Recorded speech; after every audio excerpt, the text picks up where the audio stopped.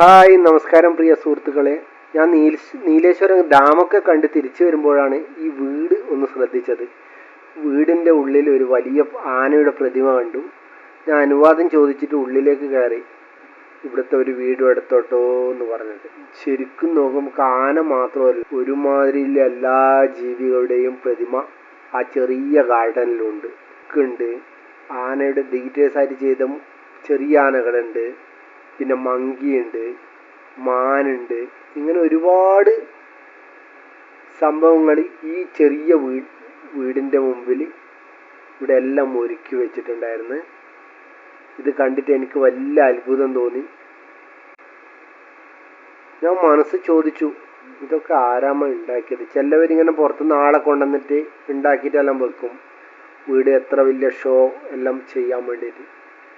ഇത്ര ഡീറ്റെയിൽസ് ആയിട്ട് ആരാ ഉണ്ടാക്കിയതെന്ന് നോക്കുമ്പോഴാണ് ഇതിൻ്റെ പ്രധാന ശില്പി വീടിൻ്റെ മുന്നിൽ വന്ന് നിൽക്കുന്നത്.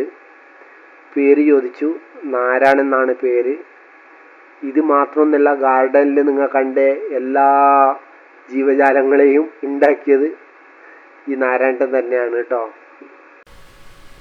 എന്നാൽ നമ്മുടെ നാരായണനെ ഒന്ന് സപ്പോർട്ട് ചെയ്യണേ.